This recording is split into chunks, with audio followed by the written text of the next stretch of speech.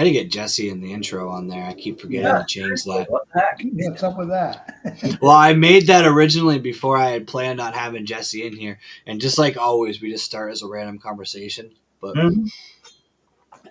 so guys, we are back. I wasn't on last week because honestly, I had a bunch of crap going on, and I completely forgot to set up the podcast. So we're not only back, but we're back on a Wednesday because I have decided that I do not want to have to compete with Wendell Fishing because everybody seems to love his podcast so much that I'm not going to be able to compete with him at 8:30. So I'm gonna play with the aggressively average anglers slot here because those guys have a lot of member only shows. So I figured we would sneak in on their time window. But unfortunately, there isn't really a day of the week that I can't jump on that there isn't already a podcast. Mm-hmm. But Wednesday is kind of, in my mind, a good like midweek. We can catch up, talk about stuff, and it's a good way to kind of, for me, it's almost the end of the week because I have 4-day weekends. But anyways, the idea behind today's, if you guys didn't notice the thumbnail, we're going to talk about fall fishing. And Chris has actually kind of got a weird perspective on it too, because he's also a bird hunter. So like him, he's had the internal debate of, do I go bass fishing or do I go see if I can get something flying instead? How do you make that decision? Is there like certain weather that you're like, I'm not going to go hunting versus fishing? The last few years for me, I'd rather be fishing. What really decides it for me is how many guys are going hunting. We have 2 boats, and if there's 4 going, they can all fit in one boat, no problem. If there's 6 going, one boat's a little tight. So then I end up taking one of the boats. I normally either drive or, I have more experience than most that go with us other than my dad and some of his friends. So Gotcha. I end up being that guy that has to go when the extra boat's needed or more people are needed. Not to mention this year, you're kind of like, there's a lot of places you're not going to be able to get into. Yeah, it's we've been to marshes this year that we normally can get the boat in, and we can't even get the boat into the marsh, let alone anywhere to hunt. Nick had an area where we've been in with the boat before, and he can't even get halfway back with the kayaks. So I can imagine, I've seen like videos of people up at the causeway like riding bikes on like where the island was. It's crazy. Yeah. So that's where my like, it's weird though, is water temps are way higher than they're higher than they should be right now. Yeah, we haven't had enough freeze yet. No, and that's what's screwing me up. Like the slot series that I just completed, like I put up almost 150 inches at the pond that I was fishing on, the one I always do the slot series on. But the thing is, dude, like the bites were like few and far between, and they're in that like almost like summer to fall transition still. Yeah. They haven't quite hit that feedback, but the problem we're going to have is I think we're going to have the same issue we had with the spawn, where it's going to be like 3 days and it's over. Right. Short and sweet. Yeah. No, it's, I don't know, up by me, it's like I can still walk into the water, with my Crocs on. I'm like, all right, that's a little chilly, but, it's still bearable. And this time of year, I mean, we're about to get into November, and typically there should be ice almost starting on the water. Like this is the 2023, and then last year I stopped fishing when my lures couldn't penetrate the water anymore. Like that's when I called it quits. But I don't know. I got a feeling like if this keeps up, we're going to be looking like possibly fishing into December, which has never happened. I'm debating on staying later this year. That's actually one of the reasons why I want to bring this topic up is, so the latest I've ever fished is Halloween. I've never gone past like that late. And that wasn't even in Vermont. So the first tournament I ever participated in was the Big Bass Challenge.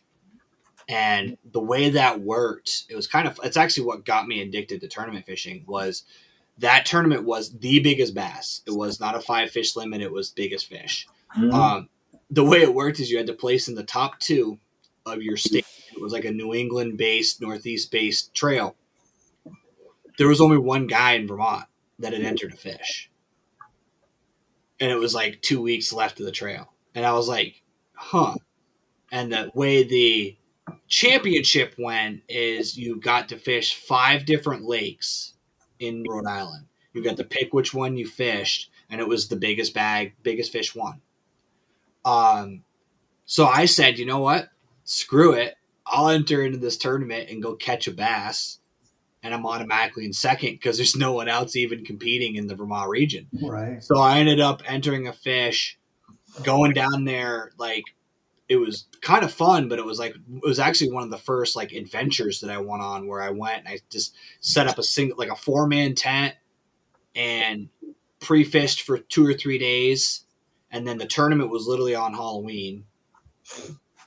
And that was crazy there too, because so I pre-fished a bunch of the lakes. This is like a perfect example of fall fishing, but the lake that we ended up doing, one of the lakes I went to go do the tournament on, I couldn't even fucking launch. The water was 40 yards from the bottom of the ramp. Yeah. Like it was like rough terrain. I couldn't even get my trailer in there. And then I fished a couple other lakes, didn't really have any success, so I ended up going back to the main lake that I fished the first day. That was where I ended up doing the tournament. Even that lake, it was a weird situation where that's a reservoir and they were running the dam. Like when I went up to the dam, they were full pull, right? There was not a ton of water when we launched, but when we got off the water for the tournament, we couldn't even get back to the ramp. Wow. We had to get out of our kayaks and drag them up the bank. Like guys were literally walking from the ramp and coming over and helping guys carry our kayaks back to the ramp. Wow. Because we couldn't. And back then I didn't have half as much equipment as if I had my native, I wouldn't even have been able to get off the water. Right. I had my old town and I wasn't nearly as loaded down as I am now. And I ended up taking third, but like that was like my first real foray into fall fishing, because before that I would just get done early. I would just switch over to bow hunting and then just go deer hunting and give up on fishing for the year. And then I kind of got hooked on tournaments, and then I started doing a lot more content. And that's where, like, for me, fall fishing is still like, man, I still could make a video this weekend. I could still make a couple more videos this weekend, even if I don't end up releasing them. Because sometimes you guys may not notice it. For the viewers, you guys may see some weird stuff. There's going to be videos that are hitting in April that were filmed a month ago. Because some of the stuff that I find it's good, but it's not something that's relevant to the season or whatever. I just push, because the month of November and December, this is a nerdy thing that no one's going to really care about, but content wise, no one watches fishing content November and December. Your analytics go, pfft. So I just don't release a lot of videos during that time. But at the same time, if I could go out and, like, right now, I really think that we may still hit that feed up this weekend or next weekend. That's so funny that you say that, because typically that's when like Tactical Bassin will put out their buyer's guides, because, you got, Black Friday coming up and stuff like that.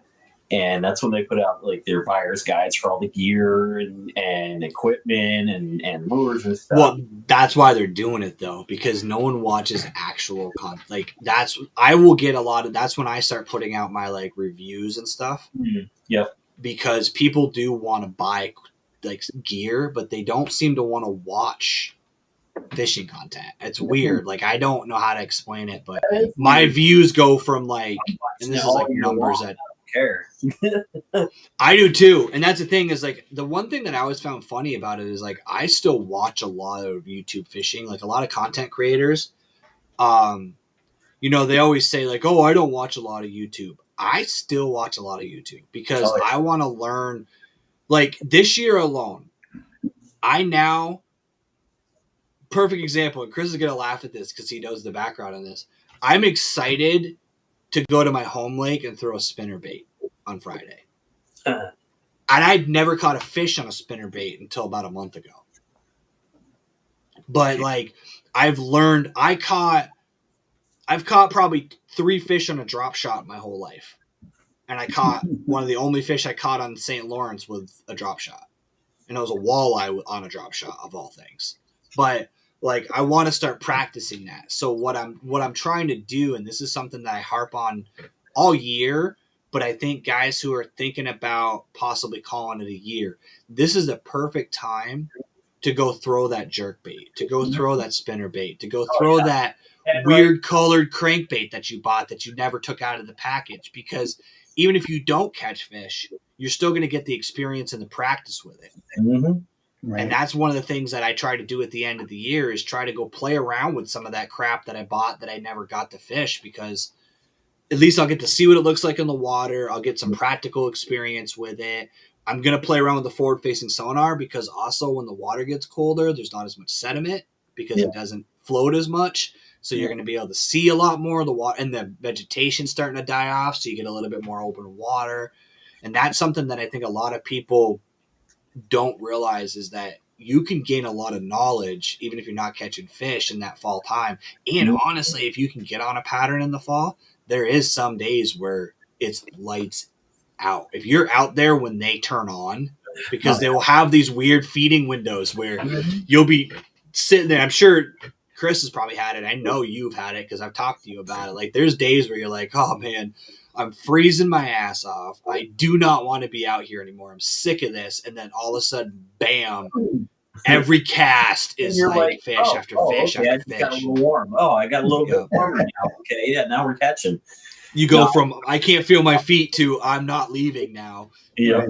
I wish I could be out there right now, but I got all my stuff broken down and packed up ready for Guntersville because I'm leaving next week. So getting all that stuff organized and ready. So I've been chomping at the bit, and I guess, the past couple of days, according to Bass Forecast, it's been like supposedly lights out all over like New England right now.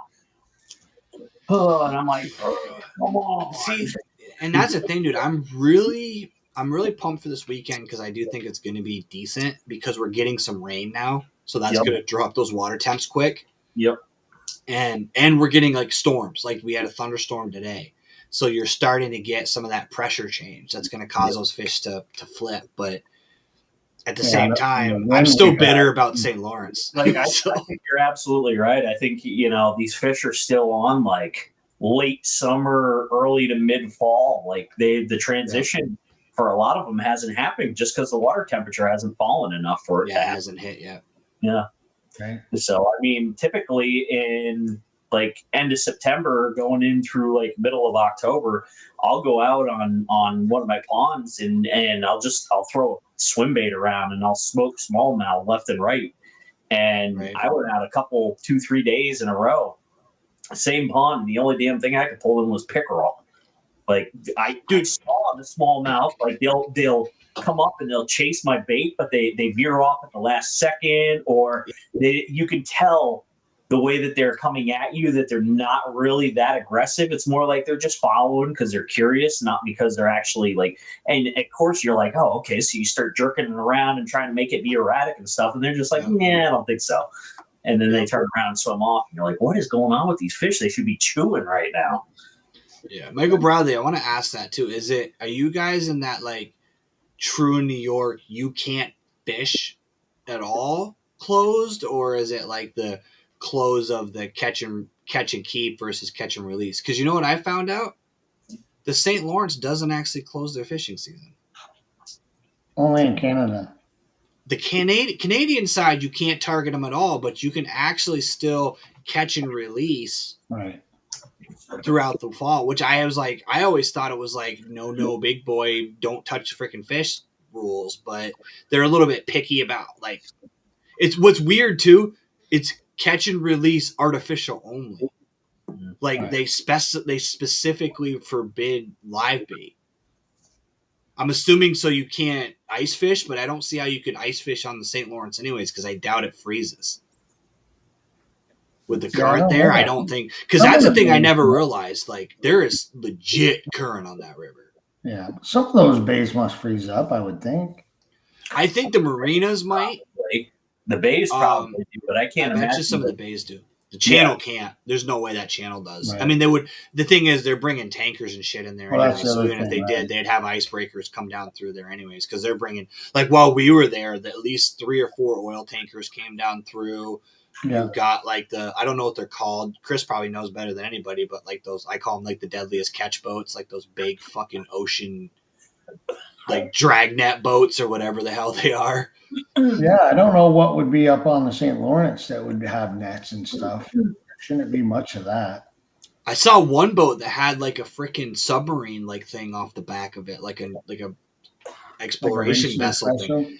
Yeah. Yeah, it looked like a little like submarine pod that was like at a 45-degree angle hanging off the back of the boat. Oh, that could be the captain's escape.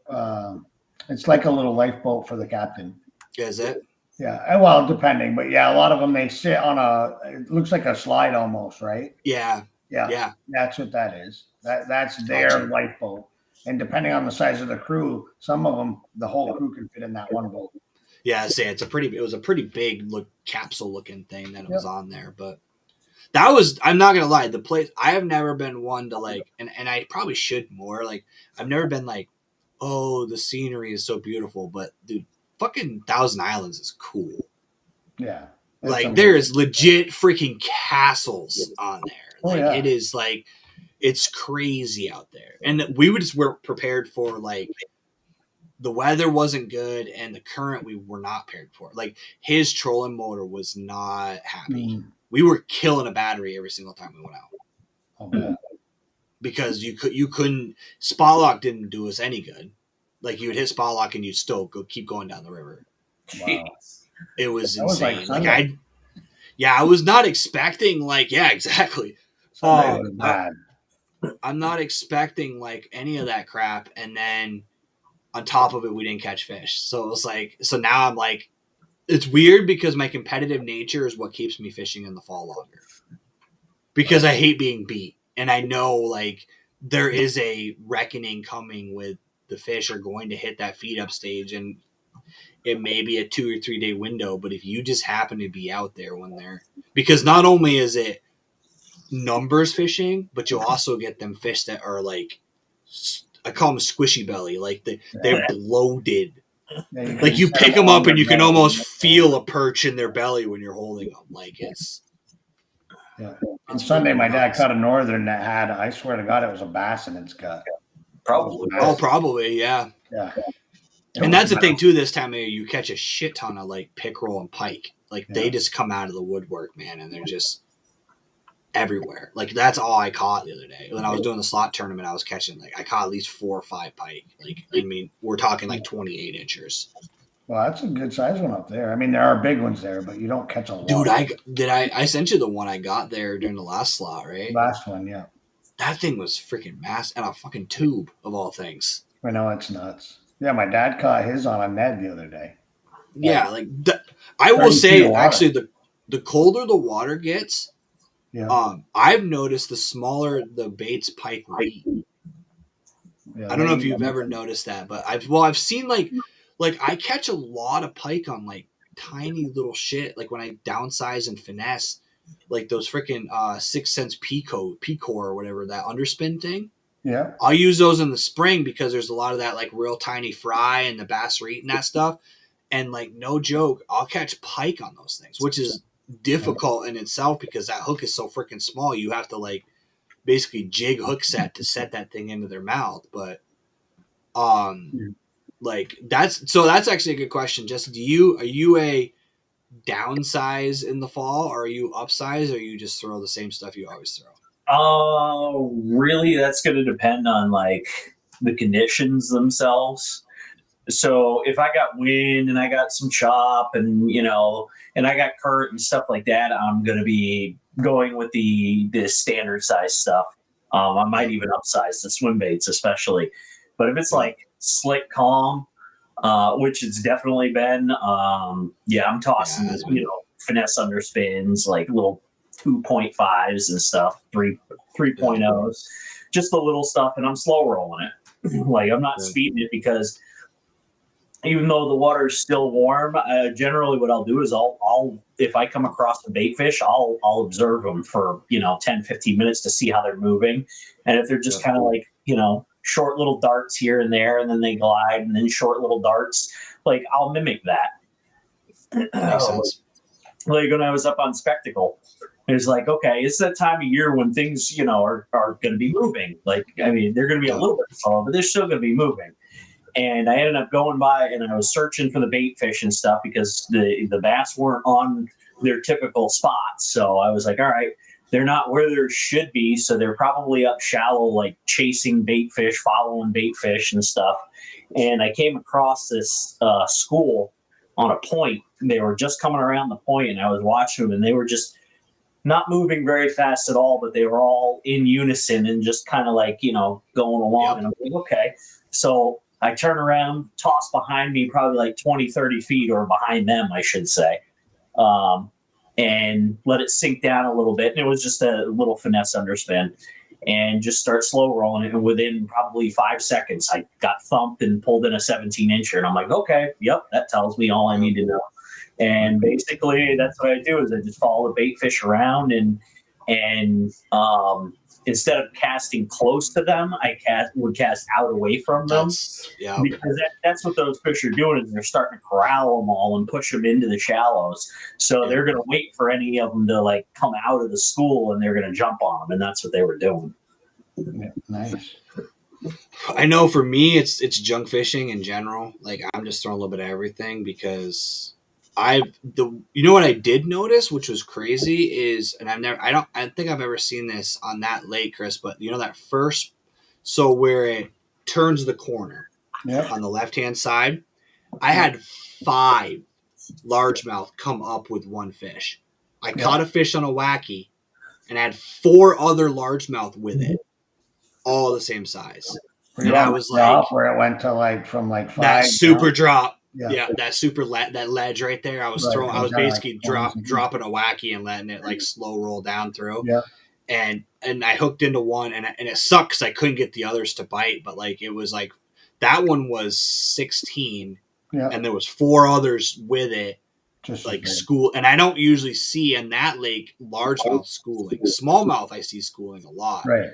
But that's the other thing that's like crazy is that's one of the things about fall that's awesome is that especially small. I think, in my opinion, smallmouth school more. I don't know the biology of it, but I feel like smallmouth tend to school and wolfpack more than the largemouth do in the cold. I have noticed that the wolfpacks don't for largemouth tend to happen at the end of the year, whereas with smallmouth they're both beginning and the end. Yeah. But I do notice that the smallmouth tend to be more aggressive in the beginning of the spring. Like they're actually so in fall, absolutely. If you hook one, they're just following it. Whereas in spring, if you hook one of those smallies, they're actively trying to steal the bait out of the other one's mouth. Yep. And I tried to get a double up this year when I was pulling one in. Let it swim around. Bite it. I'd love to catch 2 in 1. Yeah, it's like when I was pre-fishing for your home lake, that's what I was knowing. The thing about smallmouth too is like their fry garters are more aggressive too. Mm-hmm. Oh yeah, they will like you can drop a net into a bed and a smallmouth will smack it, and then it will go back to the bed. And you can drop that net back in that bed. I get the rules in tournaments and stuff about like bed fishing because you can sit there and catch the same smallmouth 2 or 3 times because they're just hitting anything that hits their bed. Largemouth will tend to just like cruise off. They'll just like fuck off for a little bit and then they'll come back. But that smallmouth is like zip, boom, hook it, zip, boom, hook it again. Like they're just pissed off all the time. Like they're just smallmouth will go back to the bed within a minute normally.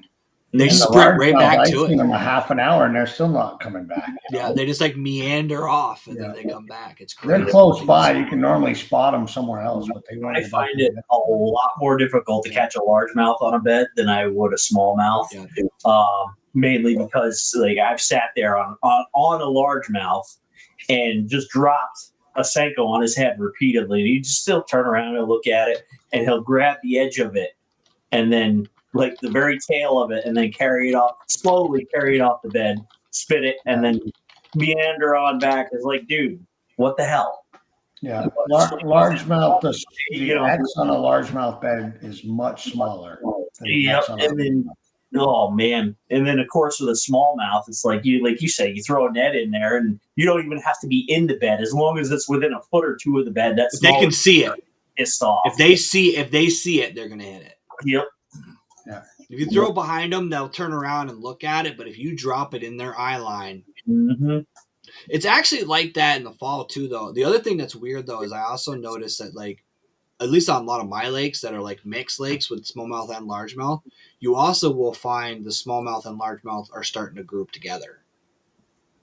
Yeah. Like I will catch you'll go to a grass flat and you'll it's like I pick on your lakes as like your smallmouth identifies largemouth anyways. But like dude, I'm telling you, all the lakes I fished when I was up there, like I was like trying traditional smallmouth terrain. He's going deep and not catching squat, and then he goes. I'm going out there like drop shotting and throwing tubes on rock out in the deep part and not catching shit. And I'm like, screw it, I'm gonna go screw around in this grass flat, and then I start catching smallmouth on swim jigs and 4 feet of water and 3 feet of grass. And I'm like, I don't understand this, but I love it. Honestly, it makes me excited to go up there next year for my trip for it because I'm camping at. I should actually give you the dates for that because I'm camping at Stillwater, and I'm going to be up that kind of in that kind of area, and then I'm going to be probably doing another island pond trip again. Very good. Yeah, I mean, you got to come up by me. Like, I'll let you know when the bite starts to fire in April. It's usually like the third weekend on Benchner, and then you come up with me and we can film a show just sitting there plucking smallmouth out of freaking Benchner like it's nobody's business. Dude, Pensioner and Derby were interesting. Derby's, yeah. It was cool little lakes. I really like this place, and then when I actually got on the fish, I'm like, okay, this isn't too bad. And of course, I keep seeing, somebody up there is always catching at least a 6, close to 7 pounder out of there. So, dude, I could see it. It's not the first fish I hooked into was 18 and a quarter. Mm-hmm. And I caught a couple others, and I had the issue with my drive, which I fixed, by the way, Chris. I was using the wrong grease. So, according to a couple of videos I watched, they said to use the red and tacky. Oh yeah. And it was too sticky on too sticky on the drive. And what it was doing it was causing the drive. It was feeling like it was slipping. So I ended up buying the actual finish line Teflon grease that Native actually sells in their kit. Yeah. I tore it all down and cleaned it all out, and then had no problem with it during the slot. But that's awesome. But anyways, when I was up there, like I got on to 18, a 17, and a 16 first 3 fish, and then no joke, like it just I don't know. It's like the thing about those ponds up there, and that's how I like to fish. I'm not I can't say that. I like fishing big water too, but I like being on like a 300-acre pond. Yep. I feel like I'm at home on those like small ponds where you can. I think a lot of it is because I don't do good on the offshore stuff. I'm still learning that, but like if I have structure that I can find and follow, like a lot of guys are like, "Oh, I won't fish that because it's too grassy." It can't be too grassy for me. I will find a way to fish that grass. And this time of year, like that's one of the things about fall fishing is like if you're struggling to find fish, but you find grass that's still green, fish the shit out of that. Yep. Because that's the one thing that will hold fish every time. Yep. Fish it everywhere. All around it. And anywhere that you still got, if you've got an inlet, like a river or a stream coming in where that oxygen is getting pumped in there, or if there's any grass that still could be making oxygen, which right now, honestly, this year, it's hard to do because the freaking shoreline's 3 feet from where it was. Yeah. There's a lot of places that where you normally would get up on the bank isn't even there. The bank is 20 yards further in, but you should have seen me launching on Saturday, Chris. Yeah, Dude, we went in the boat Sunday to Mallett's Bay, And the area Yeah. Nick and I fished during that tournament was 1.5 feet lower than during that tournament. So Yeah. where we walked, we wouldn't have even been able to get out of the river. I That's how couldn't even low- get my kayak. I couldn't even get my kayak to the shore. That's nuts. I literally had to be 5 to 10 yards. I had to beach my kayak in like 2 inches of water, and I had to get my kayak on the trailer. I had to back into that hole that everybody dug. So literally, this is how shallow the ramp that I'm launching at, Jesse, is. People dug a hole to drop your trailer into, so you can get your boats off your trailer. Because you can't. You're literally. You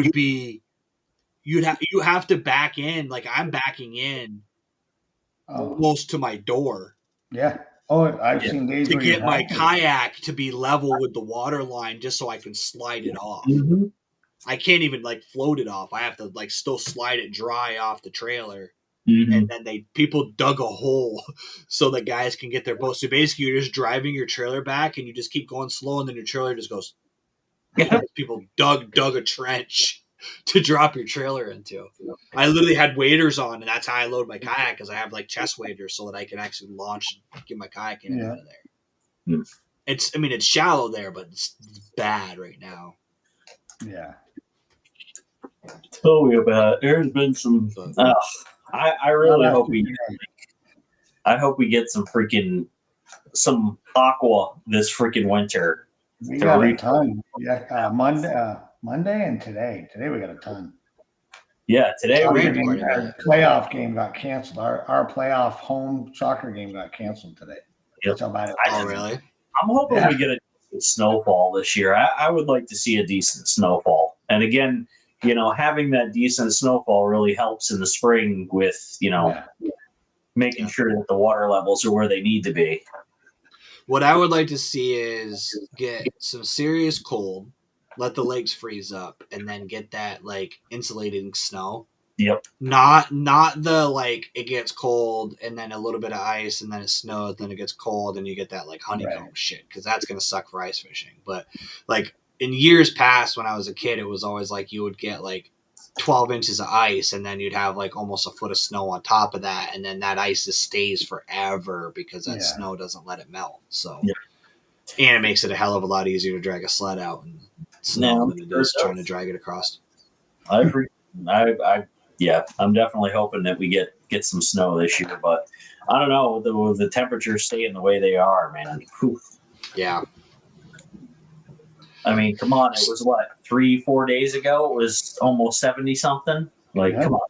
Dude, our Slay Nation tournament, dude, it was like 80 degrees out. 80 that day. Ugh. It was freaking. It was Sunday October. in that wind, I was like short sleeve shirt in that wind, and that wind was strong. Like in the boat, like I had one spot where we reached a point. I was trying to scope that point, and we hit that point, and I had the trolling motor on 7, and it was moving me backwards. I had to crank it up to 10 to get back into shore, and I said, never mind, we're not going out there. It was that bad. Yeah, it was. We had one day up on the St. Lawrence that was like that. Oh, if you're up for a road trip, Jesse, I'm going up Father's Day weekend. Yeah, that depends, honestly, because we usually go up to our family's camp in Maine around Father's Day weekend. Gotcha. So we'll see. We shall. Yeah, the Fish or Die guys, I'll go up there and they do like a content week. Yep. Opening week, and Joe from Jigs and Bigs, he's going up with that whole crew. Mm-hmm. So I actually just yesterday booked a campsite from Wednesday to Sunday. I'm gonna fish it with the kayak though. Yeah. So I just actually remembered the Team Kayak series, that Gene Jensen puts on. They're actually having a northern swing event there on Cayuga, and I think that's June 13th and 14th or something like that. So that could be fun. Yeah, I was like, okay, I might be willing to go to that one. It's that's not that far off. It's about probably 6 or so hours for me. So June 13th, huh? Yeah. Let me double check. I think for you, Jesse, it'd be just over 6. I think it was 5.5 Yeah. Yeah. Well, Yeah, it's about family up 4.5 there. for me. I got family up there in Oswego, so which isn't Oh, too you do? Oh, Yep. you should go up there right now. They're catching salmon right now. Dude, uh, Oswego is a cool area. it is. I enjoyed it. We went up there for my cousin's wedding, and yeah, I like it. I mean, I don't know what it's going to be like in the wintertime, but you know, Right. Dude, I can tell you what it's like in the wintertime. That is the weirdest area. So Tons of sea. Oswego, Mexico, Pulaski are a ghost town in the wintertime. Yeah. It is the craziest thing you'll ever see. You go up there from May, even April, because they do like the browns and all that stuff in the spring and the fall. In the fall, spring. It is like every hotel is full, every campground is full. There is just it's a like living city during fishing season. And once November hits, there's literally gas stations, restaurants all boarded up for the fall. Like they shut down. They don't even try to stay open. Like you go up there and it looks like one of those like apocalyptic movies where like their windows are all boarded up and like the whole place is closed down. That is one of the coolest areas, though, I will say, for like fishing. Like you go up there, you've got the Salmon River, you've got the Finger Lakes, you got Lake Ontario, all like 2 hours apart. Like you're not, you can, we went up. That's actually pretty much the last time I used my boat was I went up there and I had a motor failure, but like we stayed at Selkirk Shores, which is kind of in Pulaski, like kind of it's a state park that's in between Pulaski and Oswego. And we did that because the original plan, yeah, it's right near Mexico. It's right on the other side of Mexico. Yeah. We stayed there because the plan was we were going to fish the first half of the week for bass, and then my dad was coming up to do the salmon fishing thing because they had a boat slip in Oswego Harbor. And my boat failed, so we went home early. But like, you can literally go king salmon fishing. You can go trout fishing in the rivers. You can go to the Finger Lakes. All have their own like custom. Like every Finger Lake kind of specializes in one species. Like you got the huge smallmouth in Cayuga. There's trout. There's all kinds of. There's walleye. Like Otisco, Owasco have trout and smallmouth. Like it's crazy how many different places you can fish over there. Actual boat ramps and world class fish. Like, I mean, around here, yes, we have some awesome fisheries, but the boat ramps and like the facilities to get in and out of them are not kosher at all. Yeah, they're definitely a little bit to be desired. The problem is they haven't updated anything. Like, I can tell your ramps are the same way ours are. Like, they put them in their 60s and they haven't touched them since. They built them and they left them, and there's been no maintenance on anything since. So, but Chris, you've got like, I mean, that's one thing I'm going to pick your brain next year because I am determined to get my boat fixed. Yep. And I want to start fishing Champlain more. I need to start. You just come up. I'll take you out on ours. Yeah. And you'd be surprised how many spaces we have done with the kayaks. And I can get. Oh, I'll fish out of both for sure. Yeah. I just the boat thing is like it's a combination. I'm not gonna lie. If I get the boat the way I want it, right? Because I'm not only going to fix the motor, but I'm gonna throw a Terova on it. Yeah. And I may even be stupid. Like it's unnecessary, but I'm even thinking about the 24 volt instead of the 12 and just go overkill. Ours is a 24 on ours. You need it just on those because big windy days. It's the 55. So Bobby had the power drive on his, which is a 55. Right. And on his 16-foot Lund, we couldn't do shit in the wind. No.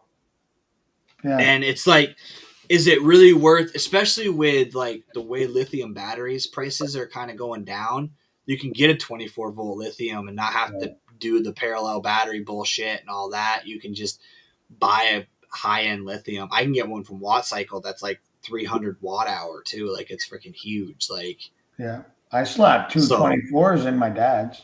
I put two 24s. Yeah. It was, the cost was the same almost. I'm like, why would I not? Yeah, that's when I go with the trolling motor, I'm probably gonna end up having Yeah, I guess you could do 224s if you That's really. what I did. Yeah. It was, I mean, 224/40s were like $50 to $100 total more than the 200 amp in the 12. Yeah. And the Yeah. Yeah. runtime, if you do the math, the runtime is almost exactly the same. Yeah. Well, the run time's the same, but with the lithium, the charge time is a third. Right.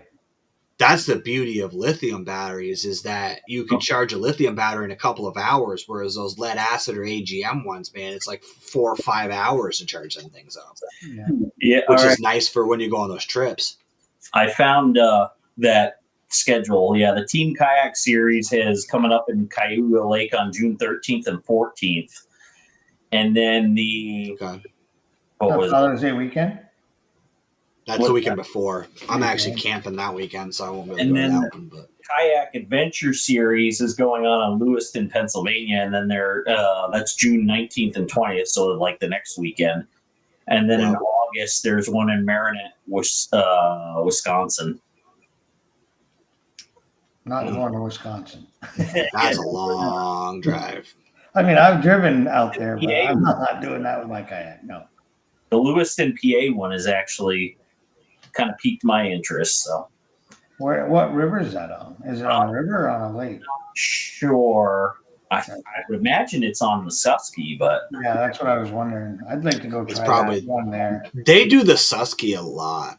well, They do yeah, a lot. That they Uh, do that. I a guess lot. there's like 3 or 4 sections, so it's not always the same.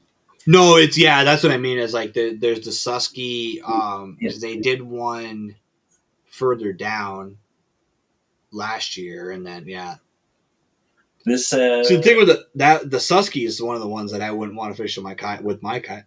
If I did the Susky, I'd take my Old Town Yeah. because Yeah. my Natives isn't really a riverboat. It's No. not really good for that. That would be an Old Town. yeah, I would not be taking my Blue Sky out on a river. I mean, No, yeah, that'd be like that's a battle barge. I need to be upgrading my trolling motor and my battery significantly. yeah, you would have to have a couple of batteries, would you, for that trip? That's the tournaments that you see the guys with Torquedos that got like a couple extra batteries with them because they Like go through them next so year- fast. Next year, I'm gonna get my NAR and I'm gonna freaking try to either get a Newport or Torquedo and stick on the back of that. So See, I debated on doing that, but I think what I'm going to end up doing is if I get my bass boat fixed and the trolling motor upgraded, the tournaments, if we do like Magog, I might just fish the Slay Nations out of my boat yeah, because at that point, it's the same thing and I get a bigger platform. Yeah. The other thing you could do is you could buy a Tarova and buy 2 mounts, swap it. I thought about that, dude. Why not? My tracker does not sit very high off the water. Right. Your tracker's low. So I could throw one of the, like, what is it, like the 50-inch or 48 make- inch yeah. or whatever that shaft is. 40, yeah, I can't remember. 50. I could probably get away with one of those on the front of mine and get, because I actually thought about doing that anyways for not even necessarily for my rowboat. I thought about doing it if I bought another bracket. So if I bought a Tarova for the bass boat, I could throw it on the front of that rowboat and then I could use that to go like troll for salmon and trout and shit too. Because Yeah. with the remote, I could just, because all I'd have to do is just brace up a bracket on the front of the rowboat and then I could just Right. put the quick release bracket on that. Yeah. That's going to be the biggest pain in the ass, dude, is getting that mounted because there's no access to the front of that boat. Oh. The only way to bolt that trolling motor on, they give you one little port. It's about this big. It's a hole, and you have to drop the wiring panel out. They have like a panel for all your wires. Yeah. You could pop that out, but that's the only hole. It's actually all solid in there, so you have to like reach up in there to unbolt your brackets and stuff. So that's gonna be a pain in the ass. And the thing is, my boat's designed to be a 12 volt. Like the trolling motor battery spot in the back is only a 12 volt. Yeah. There's only room for one battery, and I actually can't even go. From what I read, I can't even put a lithium back there because I need the weight. Oh, to balance it, maybe. because they say that when you go with like if you were to swap to lithium, guys were saying they're having trouble with their motors, not like it wouldn't suck down as much, it wouldn't like actually plane out right because it didn't have enough weight in the back. Yeah. So what I'm gonna do is there's that compartment under my seat. Yeah. I'm gonna take that. I'm just gonna punch a hole through the back of that compartment and run wiring up for the trolling motor, and then the battery in the back, I'm going to use that to run electronics off of. Gotcha.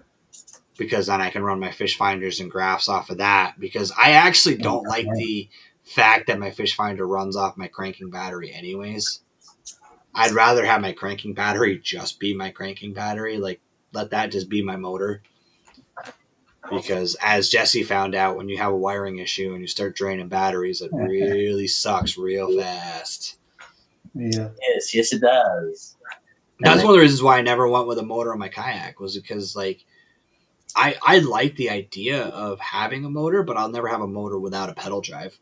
Yeah, and that's like my biggest reason for gonna swap out and get away from the Blue Sky. It's like that thing is an absolute barge. Once once you don't have a battery and you got to paddle that thing, it's an absolute barge. And you will never say more curse words in your life than when you have to paddle that thing home, dude. It was so miserable. I was just glad that the freaking wind was somewhat in my favor, because that would have just been a miserable rest of the day after that. Yeah, it wasn't in mine when I broke my prop, let me tell you, dude. If it wasn't for bear fishing, I would still be there. Yep, so that's why I'm switching to a Knarr, and I'm going to put a Torqeedo or a Newport on the back, and she's gonna have her paddle, she's gonna have her pedal, and she's gonna have the power. And if one fucks up, then I got plenty, of the others to go around. I'm gonna say right now, just having talked to people and done a little research, I would do the Newport because you don't have to deal with the proprietary battery bullshit. Correct. I know. Torqeedos only run on their battery, and it's whereas at least with the Newport you could get. Oh yeah, you can whatever. either go with Newport's battery, which they make for it, or you can just turn around and get your own. Yeah, and I've been looking at them, especially for tournaments, because if you're going to be doing like Gunnersville, for example, you're going to go down there, you want to pre-fish. Oh yeah, you don't always have easy access to charging. So like if you have a Newport, you can bring a couple. Yep. And just have a swappable battery, so you can be charging one while you're fishing and then have a backup. Whereas those, I never understood why they like. I mean, I guess I get it, because for Torqeedo, yeah, they want to sell batteries, but like they make more money. But like, it doesn't seem like and let's be honest, dude, Newport is killing it in the freaking trolling motor game. Like they are. When it comes to their fucking that style of trolling motor, like Torqeedo is good, but in order for you to like be efficient, you almost have to get less efficient, because you do have to carry a second battery, because in the unlikely event, but very possible event, that your battery breaks down, you better have a backup or else you're screwed. Right. Yep. Can't go buy one anywhere. Yeah. So you pretty much have to go, you go and get the motor and the battery that comes with it in a package, and you're looking at, $3,000. And then you got to go and buy a second battery for backup. So there's another $1,500. And it's like, geez, man, come on. Well, and you can get a lot of those like lower powered Newports too, because everybody's selling them off, because everybody wants the 300 now. So the 180s are out there, and you don't really need much more than that. And so the 300s run on a 36 volt, and I'm like, okay, that's all great and dandy. So I'm looking on Amazon, and I'm like, holy shit, they got a freaking 100 and one of them was 110 amp hour freaking 36 volt battery. And I'm like, granted, the thing weighs 90 pounds, but still, like most of these guys are running with like a 54 amp, which is getting them about almost a day's worth of fishing in there. But I'm like, check out Watt Cycle's site, dude. Like, not even because I'm pro staff with them, dude. They have like 300 watt hour batteries and shit. Like, because they make batteries for golf carts and shit. Well, yeah, that's what I was looking at, was the golf cart battery, because you can still use use that. Yeah, it's the same thing. And it's like, oh my God, I could Yeah. get out there and, I could go half the freaking day at full speed and still not kill the battery. And I'm like, Right. I mean, granted, That's one of the reasons why I was looking at the 24 volt Tarova, because you can get a 24 volt lithium battery for not that much money anymore. Yeah. So Right. Yeah. So I was looking at the 36 volt, and I found one where you get the battery plus the charger, and it was like $600. Oh, that ain't bad. No, not at all. Yeah. And I was like, okay, that's pretty good. I mean, and then you look at the 12, the 12 volts, and there's some good ones in there, like my Weiss battery, which I've been running that for this is its third season now. 23, 24. Yeah, this is its third season that I've been running it, and it only cost me like 200-ish when I got it.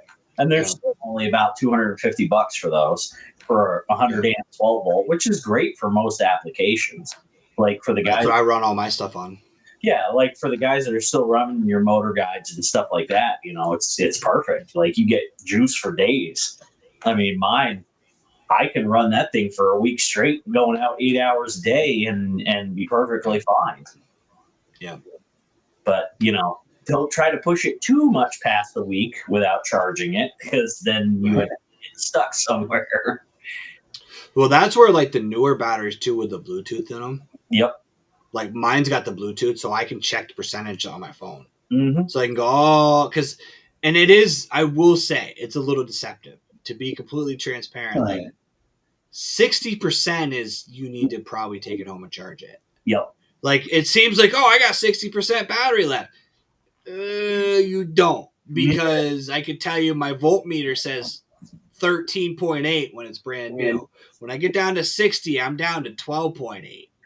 I'm starting to get down to where I'm not keeping 12 volts all the time. Yep. So, but at the same time, I can run 3-4 days running my camera and my graph on 100 amp hour and forget to charge it and still go out for one more day and not have a problem.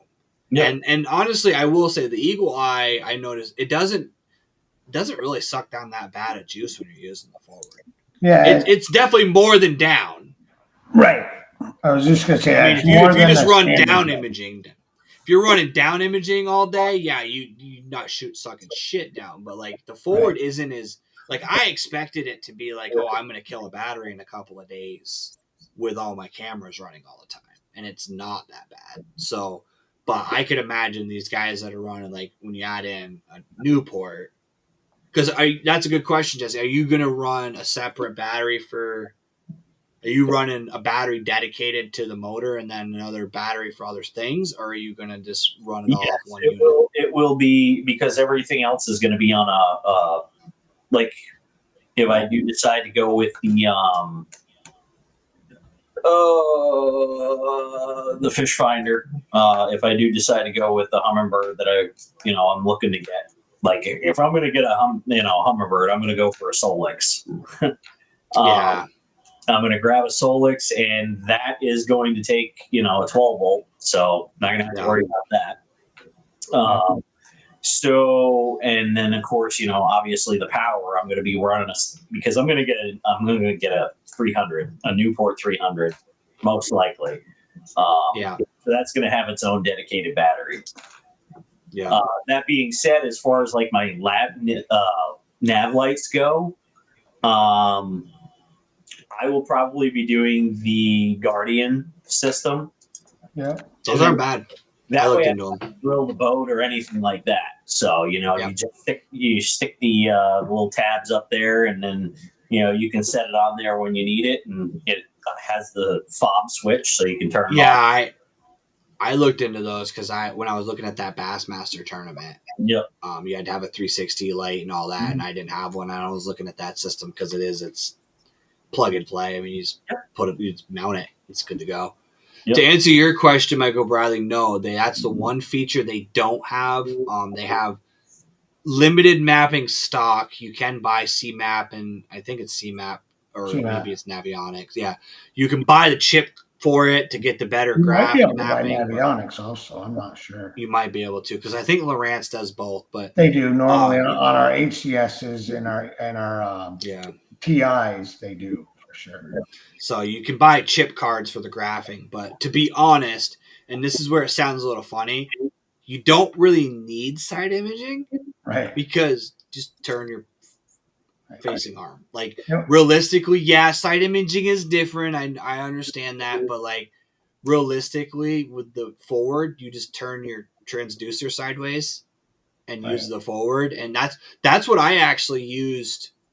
My forward, I used more like that, like their perspective mode that everybody else talks about is kind of just what the Eagle Eye is kind of always in, but like ultimately I used it more to scan. Like I was always going down a bank, but then I would point it out. So I would be going down the bank fishing structure, but I would point my fish finder out to the deeper water so that I could scan, is there stuff out here that I'm missing? Because you're 4 feet of water, you don't really need forward facing sonar. I can see the fish, I can see the structure on this side of me.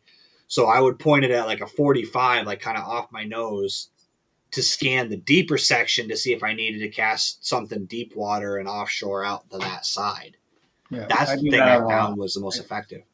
I do that a lot, especially when Nick and I are in a tournament together as a team. He'll pluck away more at the inner, and I can make a little longer cast than he can. So I'll help in there, and then I'm always watching it. I turn mine at about a 45 so that the cast was be ahead of me and not behind me. And then that's the thing. You can't shoot straight at anything with that. I noticed it doesn't work as good. You kind of have to angle. And I run a Helix for my side and my maps, and that's kind of how I've been doing it this year. Because I had the Helix before, because it's the one that fits in my older Old Town doesn't hold the Lowrance transducers; they're too long. So the only one that would fit is the Helix 7 that I have. The one model that I have is the only one. That's why I bought that Helix, because I've always been a Lowrance person. That transducer spot, that's the one thing on the Old Town that the way they built that, they didn't recess it enough. Yeah. And it because I originally had mine mounted under there too, and then I ended up hooking it onto something and it ripped it off, and I was like, fuck this. I ended up going with the arm, but I actually don't like. Yeah. I don't like what pole do you have for your? I have shoot, what is the name of it now? I can't remember. It's actually the pole I bought is an ice fishing pole. Is it? Because basically I saved $80 because the only problem is my mount.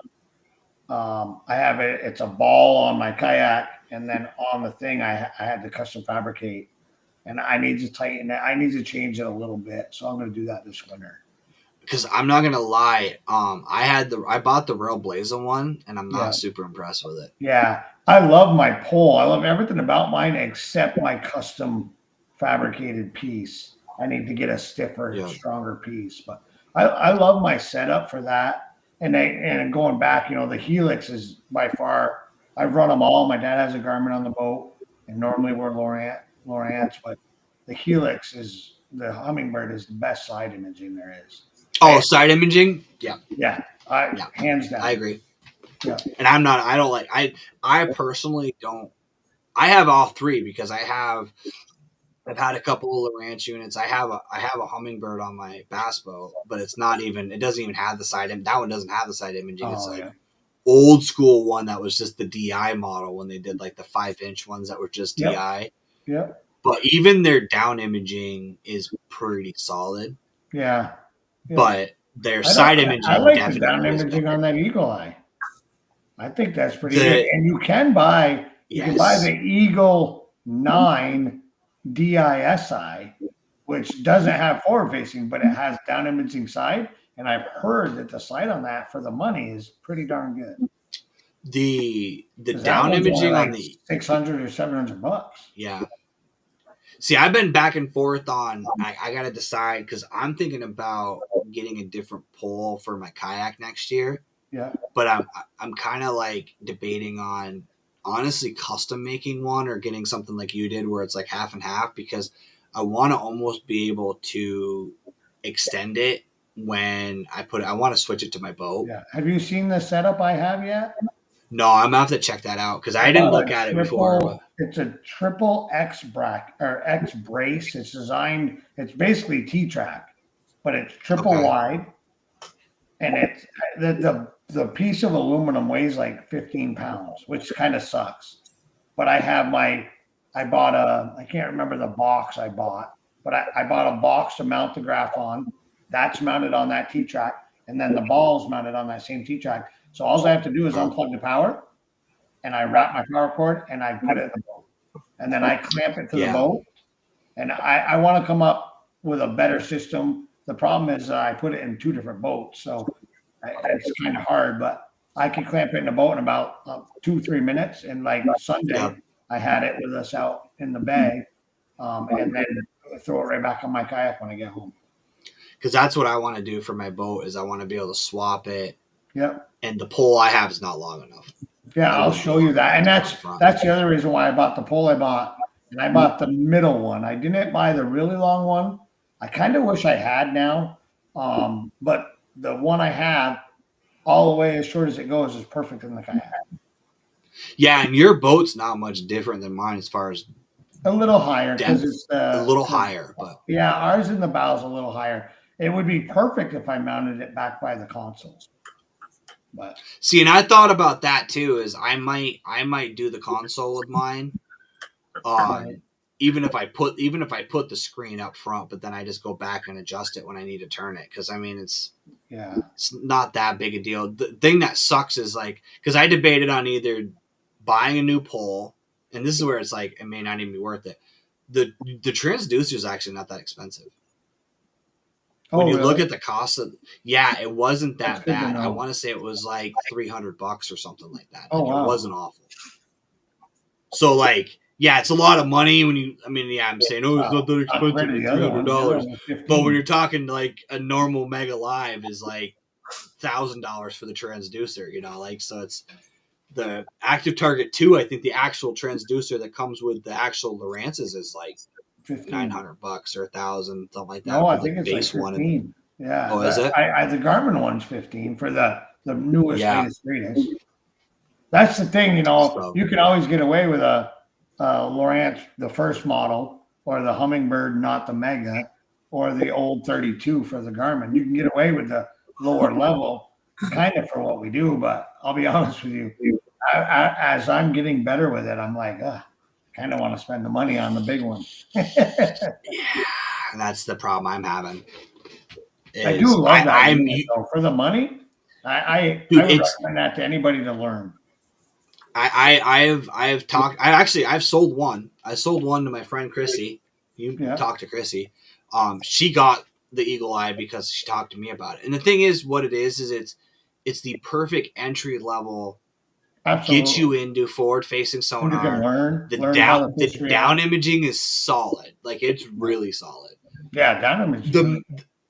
The down imaging is great, and the mapping is because it doesn't have an actual chip card in it. But like, you can see some contours. We also live in a weird place, right? Jesse could definitely attest to this. We live into a place where 3/4 of our lakes ain't got maps, and even if you pay for the map card, the maps aren't on there anyways. Or they're on there and they're not very good. They're way off. Yeah. Like, there's 12 feet of water here. No, there's not. Yeah, I can tell you from experience that an area that I have fished, pretty much my entire life, and the Garmin map. Navionics freaking map of the place is showing a depth of probably about 20 to 30 feet. And there's a section in that 20 to 30 feet where you can paddle right out, look down, and in about 8 feet, you just see it's like an island and it's just rocks and stuff down there. You're like, that's not right. So unless that's what gets people in trouble this year, then a lot of people, like I've seen a lot of guys. That's what happened, with that MLF thing. These guys look at these fucking maps and they're like staring at their maps and they're thinking that they're okay to keep going, 80 in their bass boats. But what they don't realize is that in a lot of our lakes, those maps are not even close. Yeah. Like my home lake, for example, it tells you that you're in 30 feet of water and there's 8. Like there's 8 max. Like there hasn't been 30 feet of water there in 20 years. Like it's just a thing. Lamoille River is a perfect example. Yeah. Go down through Lamoille River with the freaking Navionics on and look at it, and you're like, oh, there's a 40-foot hole here, and I'm like, I could stand right here. Right. Oh, And I mean, the water's down, but like, there's places Not where down it's that much. way off. yep. Yeah. Yeah, it's almost like Garmin's got a Garmin and freaking Lowrance, and all of them have to go through and redo the majority of the maps that they have. That's the nice thing about our Lowrances is we turn that active mapping on or whatever. I think it's called Yep. active mapping. Genesis Live. Yeah. That's amazing. And we really it helps us, especially this time of year when the water's low and we go duck hunting at old dark 30. You can't see a damn thing. We have these trails that are just, it's perfect right now. Yeah, you literally can stuff a memory card in it and then just start recording, and it will. And it doesn't do like the one thing that I always hated about. I had a Garmin that did the same thing, but the Garmin was like a pencil. Like it was so thin. This thing, like actually, the Eagle Eye like really gives you a good like fairly wide swath as you're moving around and maps That's it all. part of the reason why I ended up getting rid of my Garmin that I had. It was the what the heck is the name of that cheap one? The Striker 7. Strikers, yeah. Yep. And I went out there and I was screwing around with it, and I'm like, the beam on that thing was only like this wide, and I'm like, man, that's gonna take me like 2 days to go by through this pond to freaking do this. I ain't doing that. Right. Yeah, I mean, no, I got the Garmin because it was like it's a good entry level price, but and I'm like, how the hell do I change the beam here to get it so that it actually spreads out over a wider area? And I couldn't figure it out. I'm like, it really didn't for the mapping stuff. It wasn't really that great. Yeah, the Striker didn't have the same quality mapping as the SVs. no. My dad has an SV and its mapping is 100% better. Yeah, I'm sure it is. But like I said, the Striker is like I actually went on to YouTube and I'm like, all right, Striker 7 SV. How do I freaking get and basically the only videos that are out there are like, yeah, this is how you turn it on. And this is how you change the frequencies. Yeah. Like, well, that doesn't fucking help me. Yeah. No, yeah, that Genesis Live thing, I played with it a little bit. And it definitely is. Now, I don't know how quickly you'll fill a memory card because you do have to have a memory card in there, but. Yeah, we've never filled ours on the, now ours are the TIs, the Elite TIs, so I don't know if that's different, but we've never filled a memory card. Because like the Eagle Eye, I don't know if you know this, Chris, but I played around with it. You can actually record forward too with it. I do know that. I've never done it. I do want to try it. I've made some of the videos I put out with it. You can actually like record the live forward facing sonar without any extra adapters or cables. Yeah, you literally go into menu, record video, and it starts recording the actual live forward facing sonar. I will say from a content creator standpoint, you have to be really detailed because you have to remember where the fuck time you started it so that you can match it with your camera, because it's really hard to be like, oh, see, I'm working my bait, and then you got to go find that in like 5 hours of live footage. But it is kind of neat when you come across something like really cool. Yeah. Like you find a really big school of fish or something moving around, you can kind of turn that on and then go scan it again, and then you can kind of see it, and it's really cool to see that. But because I don't play around with the like high def view either, I'm using the old school 2D view a lot. Yeah, because I like how I can see like a red dot is going after my bait. It just makes it easier to see for me. But I do got to get like a sun shield for it though. Yeah, I would agree with the that. Sun. When the sun hits that thing, dude, it is fucking. You can't see it at all. It's worse in the boat because I have it down lower in the boat. Oh my god! Oh yeah. Yeah, you can't even see it. You're basically looking at your own reflection. You can't even see the freaking screen anymore. But so when are you going to Gunnersville? Is that I leave Wednesday. Okay. Yeah, and then it's going to be about a 2-ish day trip. First day, I'm stopping at my cousin's down in Pennsylvania, so that's like 9 hours, and then it's like I don't know, I think like another 11 hours from there. Oh, send it straight down. Get more fishing in. Yeah, right. Yeah, right. No, I'd be freaking dead before I even made it to Kentucky. No, heading down there, and then so the very first when I went in 23, I got down there. Sonia came with me, and we got down there, and I only gave myself like 1 day to practice before going out there, which was like not good. So I'm going down there next Wednesday, hoping to be there by Friday, and then setting up at the campground, and then probably do some grocery shopping and stuff like that. And then Saturday it'll be my first day of practice, and then the tournament doesn't start until the following Wednesday. Nice. Oh, so you're gonna be there for a while. That's practice fishing. So, yeah, and I got a couple of spots that I'm going to hit up. I've been checking out my handheld map, and so I got a couple of spots I'm checking out there. Just doing my homework on the place, and seeing what's hot when, and I've got both the bass forecast, which I've definitely lost a lot of faith in lately, at least for around here. But then again, that's being around here, they don't have that kind of data, so they're just kind of like fucking guessing at that point. Well, to do that stuff. So, combined with the way the weather's been, so that bass forecast is using like analytics based on time of year, and unfortunately, like we were saying earlier, like normally by now the fall feed up's already happened and it's over. This year it's maybe happened. I don't know. Well, there's also that. There's that, and there's also the fact that they don't have correct analytics for this area, because they're telling me that on a Deep Dive does that too, because I'm using that app as well. Deep Dive tells me that there are no smallmouth, and there's no data for smallmouth in Pensioner Pond, and it's just showing me data for largemouth. I'm like, dude, there's no largemouth in Pensioner Pond. I know that for a fact. It's all smallmouth, and you can't adjust it. Like, you can't message them and be like, hey, this is a non-largemouth, location. Yeah, the only green fish in there are pickerel. A lot of pickerel. Mm-hmm. And so, holy crap, dude! I caught so many freaking pickerel in that lake. But the cool thing with the bass forecast and the Deep Dive app is when you go to a place like Guntersville that has all the data, has all the analytics, it's actually accurate.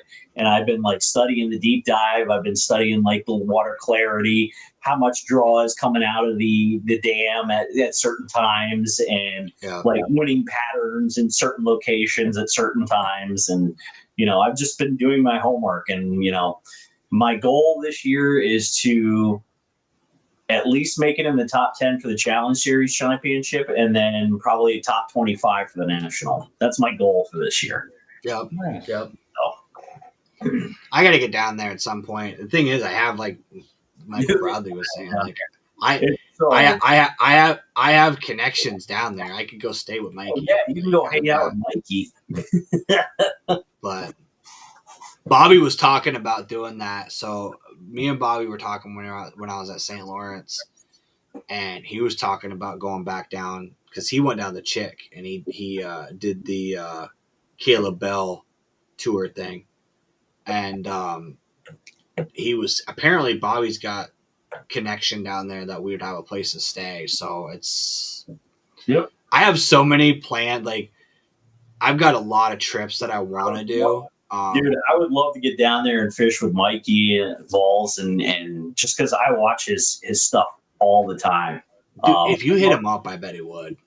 Yeah, but that's the thing, is that so I know KBF like rules are different than Bassmaster, but I wouldn't want to be like in that situation. About all the freaking sharing of information and stuff like that. Like, I don't know. Hey, that's a good point. Spent freaking 4 days with Mike Balls and went out and freaking fished Guntersville, and he showed me all the sweet spots, and then I go to the championship, and I'm like, I just kicked everyone's ass. I wonder why. What's funny is I don't even know if Mikey fishes down there in the fall though. I don't Because know. he goes to I know Florida a lot I for that. watched a lot of his fall videos. Seem like he goes down to Florida a lot for that. He spends a lot of time down there. Because I've hit him up before, like wondering, because I have a friend that's moving to Florida next year, and like I already told her, like there's a good chance that I'm just going to come down there and drop my old town off and just leave it here, and then that way I can fly down and fish in the winter time. There you go. But because I got a bunch of trips, because like I'm going to, not even fishing, but I'm going to. Oh, by the way, Chris, I won't be at the New England show this year. Oh, where are you going? The Columbus show is the same weekend. Nice. So I'll be going to Ohio instead. Oh, man. Yeah, I'm going with the Dark Horse boys. I'm going to be working their booth up there. But I got that trip. I'm going back to St. Lawrence in June. I'm going back to St. Lawrence in July. And I'm trying to I want to do a trip to Maine at some point. I kind of want to go fish for some Maine bass, because Maine's one of those states that has some sneaky, like, I could bring you to. it's like unwritten. I could Really? bring you to a place. Yeah. Oh yeah. I could bring you to a place. I've heard some stories. I've had some friends that have gone up there, and I had some buddies that fish up there that are like, yeah, it's nuts. Like it's because it's not mainstream. Like it's like people don't talk about it, but it's like one of those places that like they have monsters that just no one messes with them. So yep. Nope, the place I fish, I've been going there since I was about 6 weeks old, and my family has up there, and we go up there every year, and yeah, the fishing up there is great. I mean, you're talking averaging. Your average size fish that you can pull out of there is like 17, 18 inches. The big ones run around 21, 22. Nice. that's cool. But it's it's not huge. It's it's only like 80 some odd acres, and That's fine. I like those kind of ponds. Yeah, and it's one of those ones where you can spend the entire day on, and then go back out the next day, and the fishing changes. Like the areas change. Like they're constantly moving and switching up and stuff. And typically when we go in June, one of my favorite things to do on there is either hang out on one of the ledges, or I'll go up like super shallow, like the one end of the pond. There's a big beach. It's probably like, I don't know, 100, 150 meters long. And the depth on it goes from like a couple inches and goes out to about chest deep, but you've got like, I don't know, 20 feet from the shore where it does that. And it's probably some of the best flipping grass that you'll get into. And the bass go up in there and they smash the swim jigs, and they freaking, it's fun. The frogging in there in that time of year is amazing. I don't know the answer to this one, but Chris probably does.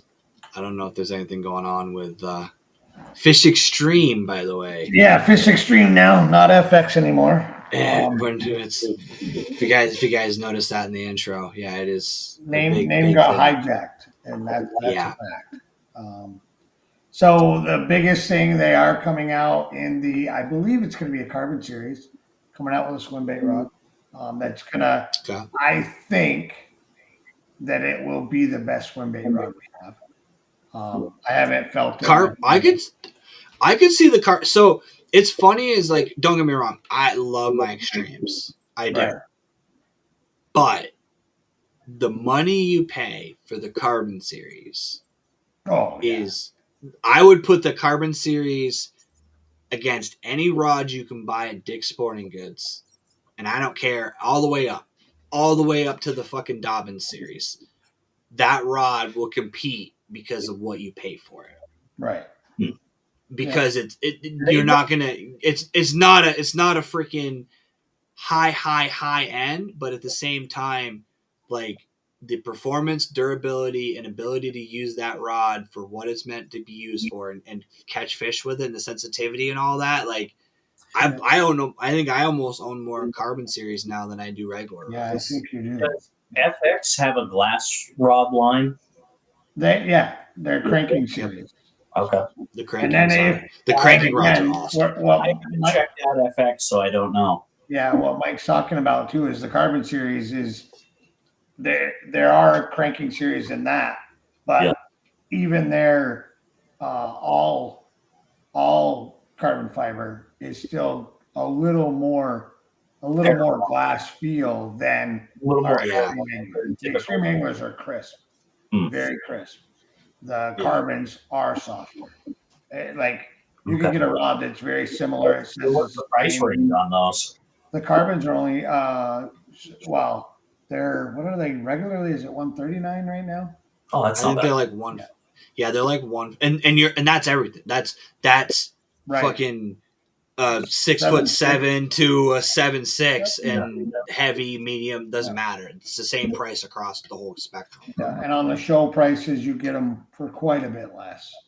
And Yeah. and I have stock, and I can sell at a little bit better price. Nice. Yeah, Yeah, yep. Yeah. And then and I would put those against any rod under 200, basically.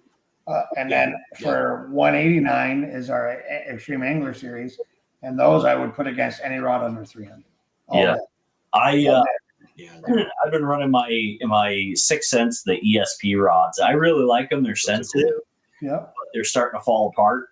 And then I hadn't heard that about those. so one, let's see what happened with one of them. I had one that snapped. It was it was a 7.7 heavy. So I sent it in. Or no, that one didn't snap. The handle gave, like the winding chuck. Oh yeah. Lockdown chuck. That gave out, so I couldn't like tighten it down or anything. Yeah. We had our Gen 2 series had a problem with that. Yeah, so I sent it in for a warranty while I got it, and I've had that rod for like a month and a half. When I got it, the handle, it sounded like the glue had given out a little bit on the handle because it was almost like a little loose in there. Yeah. Well, about a week ago, I freaking was out fishing and set the hook on a fish and heard a little pop, and then just heard this rattling on the end of my line. And I'm like, what is going on? And I look up, the freaking one of the guides had popped out. Oh. And I'm like, dude, this rod's a month old. Like, you shouldn't be doing this. So I'm like, do I really want to stay with the ESPs? I mean, they've been great. Right. But like, and then I had gotten the 7.3 extra heavy fast for frogging. And again, that was good rod, but the handle also on that one, the chuck also gave out on that one. So yeah, it's the real seat that they're using. Yeah.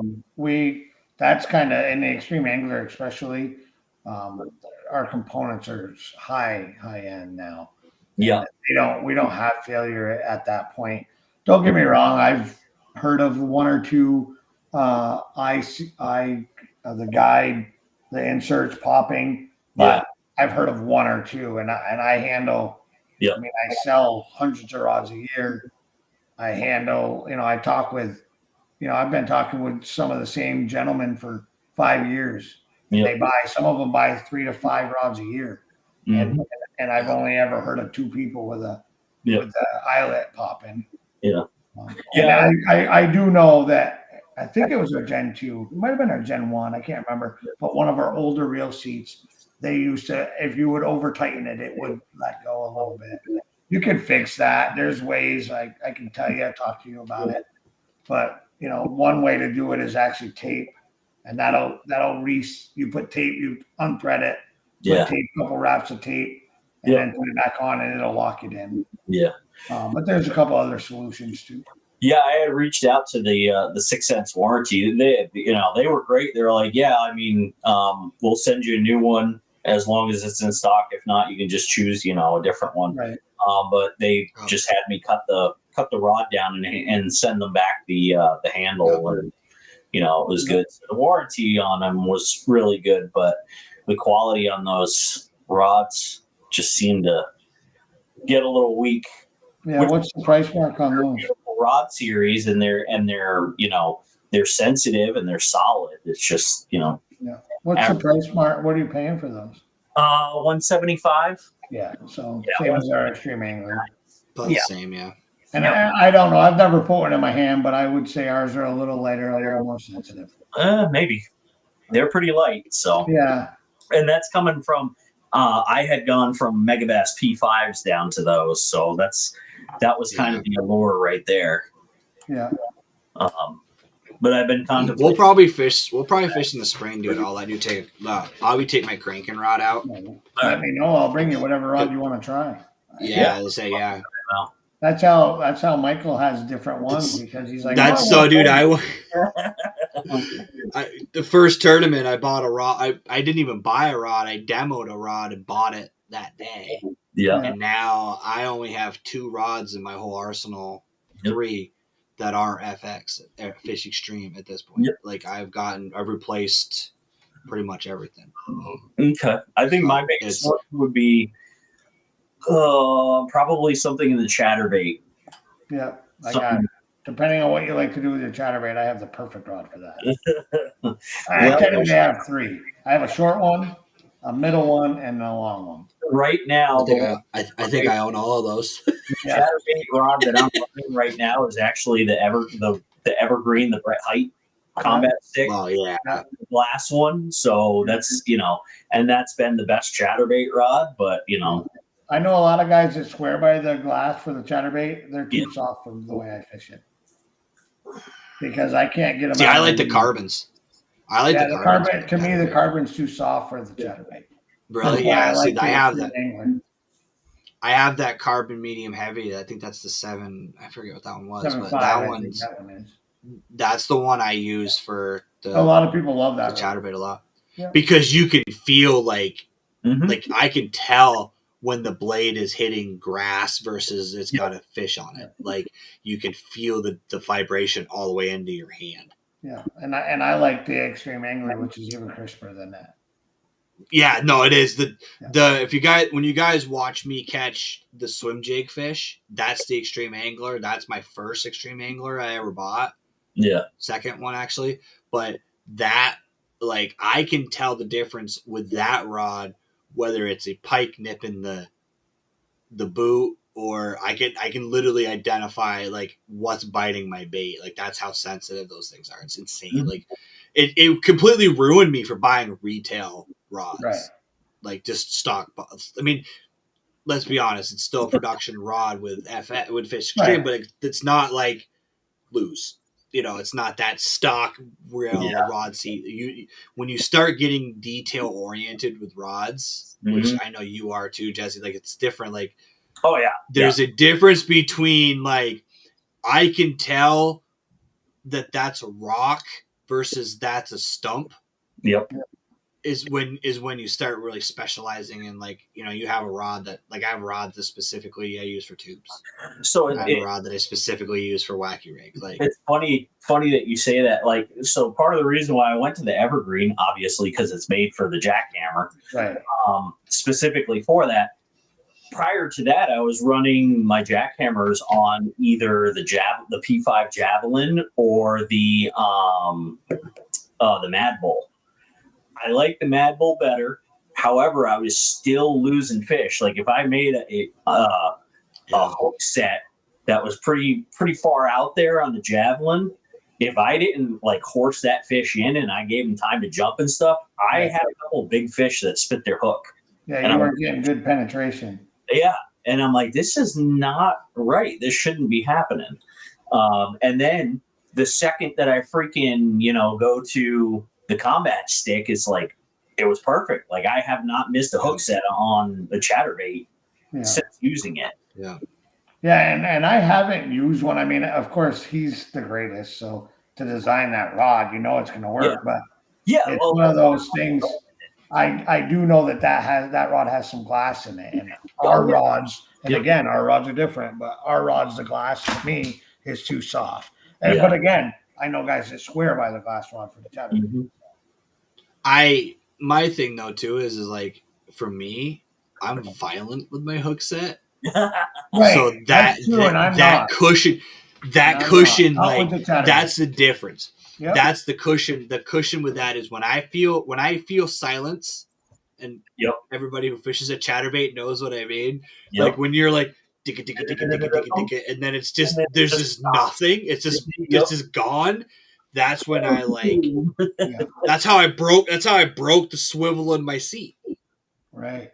Which because I would set so hard that I would pin my seat back, and I would actually break the. What's the grass piece? I have no idea what that is, but yeah, that's why I like that carbon because I end up setting like it gives me a buffer because I like kind of can lean into it and it gives a little bit when I get all the way back, and that's where because I had the same problem with certain rods for chatterbait specifically too. It's the way the weight and the blade is.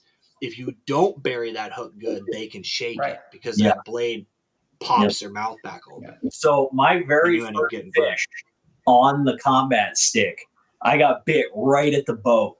The first time ever using a glass rod, and it was, I was like, this thing was probably 3 feet under the boat. Like I saw the hit, and she came up, and it ended up being a 19.5 incher. She opened up, chomped it, and I'm like, oh, and I set the hook, and that rod bowed right over, and she started bulldogging. I thought I was done for.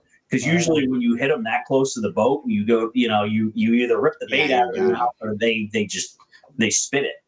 And she bulldogged and she fought, it fought her perfectly, and I was able to get her in. And I'm like, okay, I'm kind of sold on this particular rod. Yeah.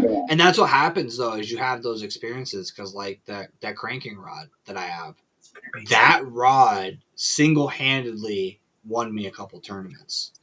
Last year, not this year, but last year, because there was a couple of small. I didn't win any tournaments this year. I sucked this year, but I had a matter of fact the smallmouth I caught on Elmore. Was that fish jumped 4 times. 20-inch smallmouth jumped 4 times, and we're not talking like boop like. Fucking rocket ship. What did you want? Yeah, like that thing rocketed, and because that rod was so responsive, I had the time to reposition, and it didn't unload. And that's the difference with those rods is that you get the ability when you have the right rod.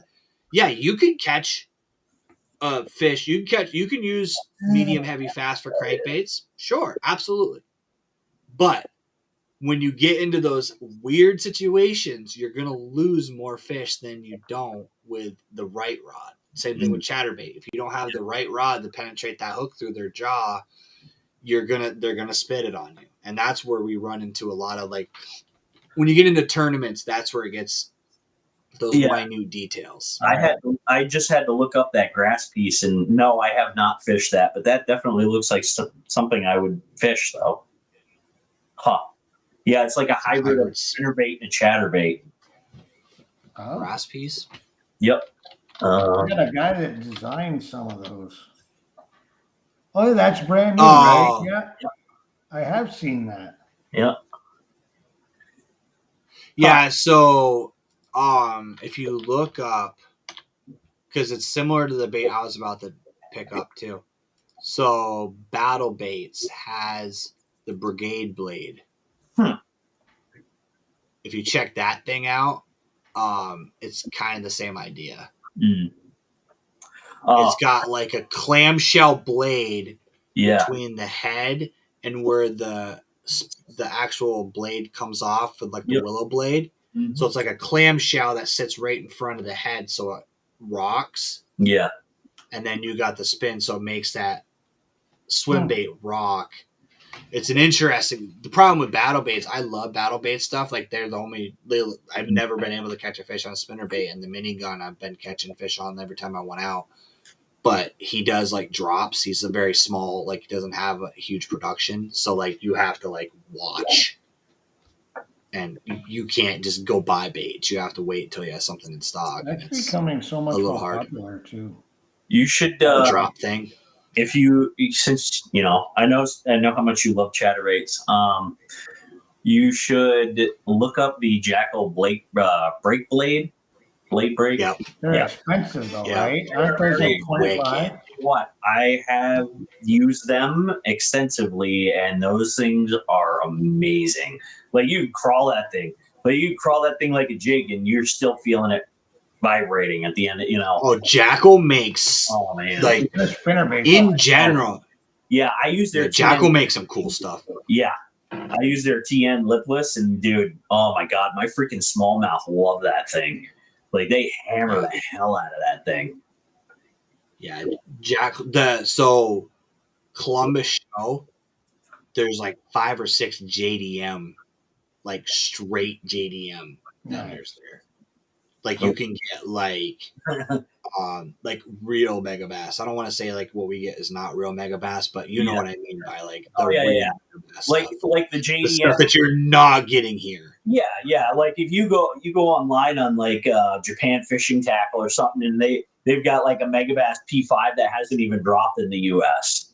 Like they've got Megabass rods that you're like, oh, I didn't even know that existed. Like the old Jabberwock, which was like a short cranking rod from way back in the day. Like you never saw those in here in the U.S. And then you go look over there, and there's like entire lines that you've never even heard of. Like they have an entire line of Levante rods from Megabass that are almost the same as the ones in the U.S., except they don't have names for them. It's just the nomenclature, like the numbers. Number, yeah. And they're crisper than the U.S. version ones. So, yeah, that's one of the things I'm excited about going down there for. Is there's a lot of like big name people that go to that show too, but like apparently there's like entire like booths that are just straight like actual import, like the packaging is in English JDM. Don't take me to one of those. I'll end up leaving there broke. Yeah. like Bobby was telling me, like there's literally entire like you have to ask the guy what the box says because you have no idea. Like it's straight from. Yeah, I have a few Megabass lures that are that way, all Chinese writing. It's pretty cool, actually. Megabass, I will say, Megabass makes awesome baits, but their treble hooks are kind of they're great until they're not. Like they kind of you're gonna get a hook in them, but their hooks are gonna bend out. Yeah, I mean their entire 110 line up to like the juniors are okay. They have better hooks in them, but like all the 110s and stuff like that have that Kasuage out barb. That thing is the stickiest, sharpest hook I've ever seen. But you can look. You'll bleed if it touches your skin. Yeah. Oh yeah. But if you look at it, it's bending. Right, yeah. Like you cannot bulldog a fish when you get it on that thing. You basically have to go slackline, freaking, just hold it out there and use your thumb as the freaking the brake, because you try to freaking crank the thing down on them and they're bending those hooks out like nothing. Yeah, every time. That's the only thing that, and the problem with those too is you almost have to replace it with that hook because the way they're balanced is they don't balance right. Wire hook. No, they don't. You have to be really picky on what you put for hooks to replace it. The only ones that come close used to be the Aaron Martin's G Finesse ones. And those are the only ones that are even remotely close to the Kasuages. And I think that even those were like just the slightest hair heavier than the Kasuages. So, and that's the thing with those 110s is like they really are dependent on making sure they're all in tune, because it won't suspend or won't do what it's supposed to do if it doesn't. Right. Yes, if you look at that hook, it's stuck in you. I know. Oh yeah, those. I've got a couple of them in my finger. Oh, those. Like I love fishing a jerk bait, but I also hate fishing a jerk bait because especially when you hook a pickerel. I cannot stay. Dude, it's terrifying. I have no problem reaching down and grabbing a bass by the face when it's got a mouthful of treble hooks. I don't care because when I got them, I got them. You can't do that with a pickerel. Like if you try to hold that thing, and that's how I've gotten hooked twice. Was trying to hold the damn thing, and you're like, I know I shouldn't do this, and you go to reach in to grab them, and then they do their thing, and then next thing you know, you got a handful of slime, and they're hanging out the bottom, and they got a hook in your finger. Yeah. And you're I have 2 lip grippers in my kayak for that reason. I don't even play with them. I'm lip gripping your ass, and after two hooks, and I'm like, nope, I'm not doing it again. I will leave them in the net, and I will use the pliers straight down, and I'll shake them until they come off the damn thing. you'll see. Well, that's how you break those 110 hooks, though. Right. Yeah, you might. Because I've done it. I've freaking done it. Like I do that a lot. Like you'll see in my videos, like I'm holding the pliers and I hold it up. I'm like, it's a pike, and then I go like that, and then you go like that, and then you look at the hook, and the hook's like, shake it a little bit like that. Okay, you're off. You're good. Yeah, like I'll even unhook a freaking with my hand. I'll unhook a perch over a pickerel. You know, as soon as you touch them, dude, they don't do anything. Like I've done that so many times where I'll just grab the perch and he'll be kind of like jerking, and then I'll turn him on his back, and then they put the spines out, but they just sit there. Yeah, the freaking pickerel and pike, it's like when you think they're done. Yeah, no, they're not. They're not. Like as soon as they see you come at them with the pliers, they freak out. Mm-hmm. Every time. Yep. It's freaking aggravating. And that's why, and that's honestly the biggest reason I get so irritated. Like when I'm not even irritated. They're fun fish to catch. They really are. Like they're aggressive and they fight good. But like, especially in a tournament, you're like, dude, I just want you out of my boat so I can get back to doing what I'm doing. Right. Fishing. Like just make this easier for everybody involved. Like stop it. Just unhook yourself, damn it, and get off my freaking boat. Yeah. Jeez, hooking a pickerel when you don't want to hook a pickerel is like having a banana in your boat. You just get the hell out of them. Well, and it always seems like too is like for me when I hook them too, it's like I had it happen in the last tournament.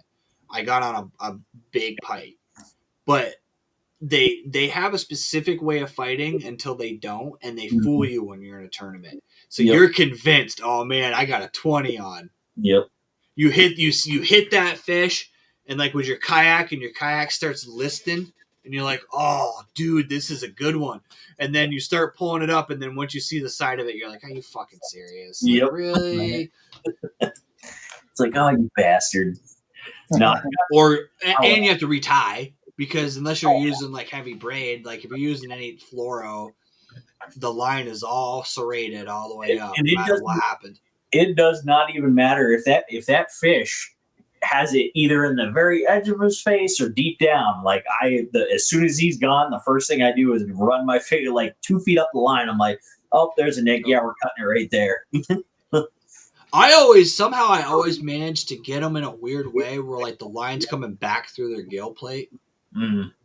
It happens to me all the fucking time. Like I'll unhook them and then like I'll go to let them go and the line's still going through their like that like little flap under their jaw. Yep. It's always hooked in there. Yep. And I'm always like, well, what the? Because I've probably screwed up more fish. Because I'm like I got them like wrapped in there and then I go to throw them off the side of the kayak and then they're like caught. I actually caught Chris. I'll have to send you a picture. I caught a largemouth in the slot tournament. Yeah. And dude, his lip was that much further out on the bottom than the top. The bottom was the top was stubby. Like I actually had to take a picture. I actually zoomed in on it and took a picture of just his face so I could send it to Bobby in case he disputed it. Because it looked like the mouth was open. It had like a cleft palate. Like it was the funniest looking bass I've ever seen. I've never seen one his jaw must have got broke. Yeah, it's probably one of your hook sets. Maybe. Could have been one of the ones I hooked earlier in the season. Just all speaking of broken jaws, I ended up hooking a pretty decent size one. I pulled her in. I gave her the nickname Fuckface because her freaking face was all jacked up. And then when I went to go by the jaw, her jaw was broken. Like you could feel her mouth. Jaw itself was broken and flopping. Yeah. And I had to be pretty careful with her unhooking her because whoever had unhooked her before was not kind about it. Yeah. So. Yeah, she survived. I've caught a bunch that were like literally like you could tell their jaw was like fused. Like they couldn't open it all the way. Like Nick caught one 2 weeks ago. It was blind in one eye, and I swear to God, the other eye had a haze over it. I don't know how that fish was eaten. Yep.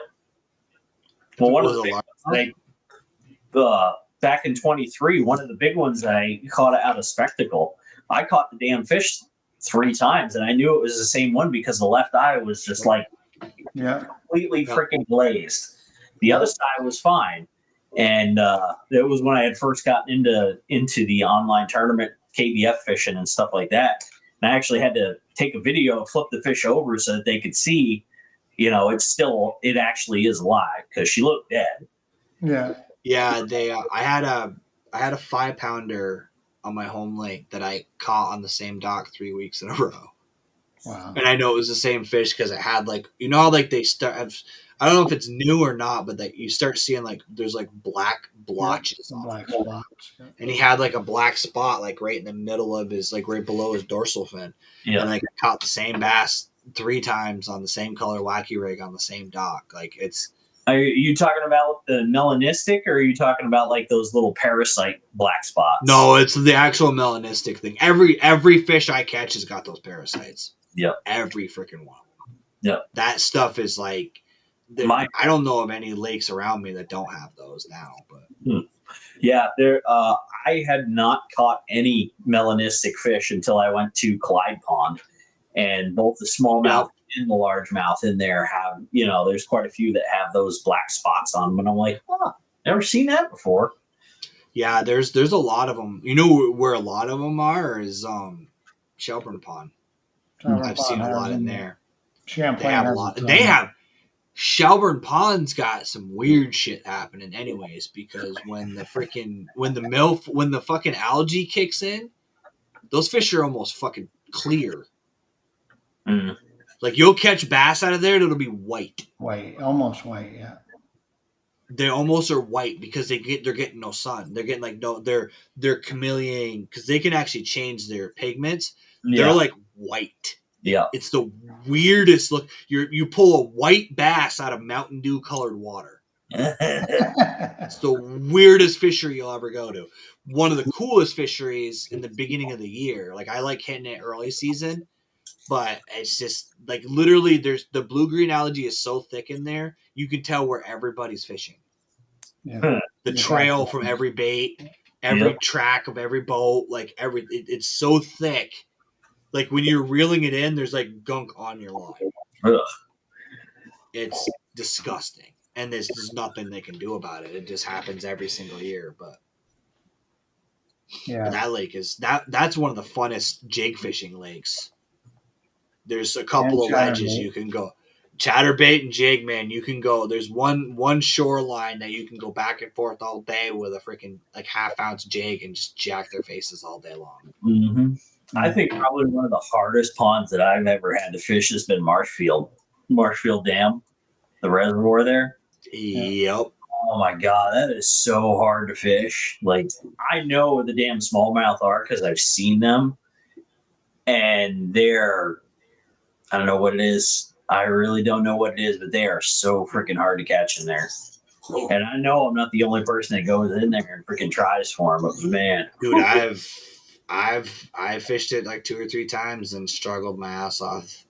It reminds me of Echo. Yes, it does. It really does. I don't know what it is about those fish. They whether the feed they have in there is enough for them to not be fooled by baits or whatnot. Yeah. They're tough. They're tough in those. Dude, I'm hitting Echo when I go up there in June, but that place, dude, is just like I do. I want to pull a donkey out of there or Seymour. I really do. But man, both of those places are so tough. And it's aggravating. It would be less aggravating if I couldn't see them. Oh yeah, like that's that place is so clear that you're going in 20 feet of water watching wolf packs zoom around chasing bait. And you're like, you're right there.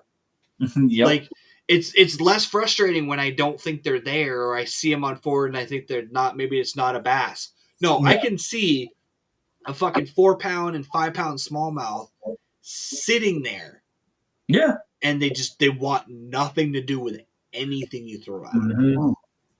Yep. It's the craziest. It's I remember so finicky. Guaranteed was probably a 4.5, possibly 5 pounder in there. And I threw a Ned rig to it. And we're talking like probably 25, 30 feet of water. And threw a Ned rig to it, bounced that thing all around it. That fish was like, nah, fuck your face. And I hit the damn thing to piss it off. And it was like, nah, I'm not doing nothing. Like, you almost, No. it was like, man, you keep that up, I'm going to snag you.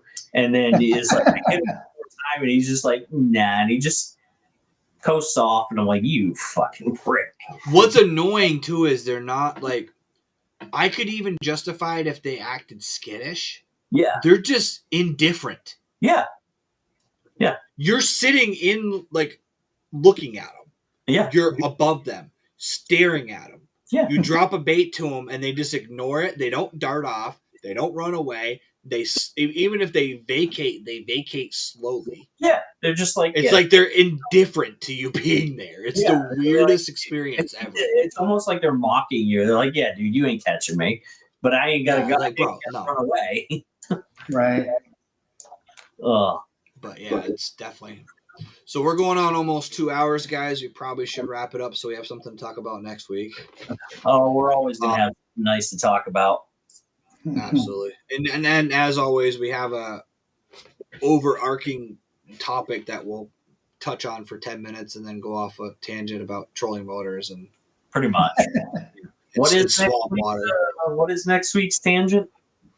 I'm not even sure yet. I'm gonna pick something. I honestly, if you guys are in the audience, if anybody is still awake out there, if you guys have any suggestions on things you want to learn about, anything from, I mean, at this point between the three of us, if we don't know it, we know how to Google it and we can come back sounding like we know what we're talking about. So at this point, that's partially why the group of people that I've assembled for this podcast are here, because between the three of us, we're going to have our own opinions on stuff, but also we're kind of nerds for the game. So we're usually looking into history and stuff. So I would definitely like to try to have a solid topic each week that we kind of try to touch on and then go off on our own little world after. But I am going to be doing some like rod reviews and stuff like that, some baits stuff. That one thing I want to try to do is I usually do every year, like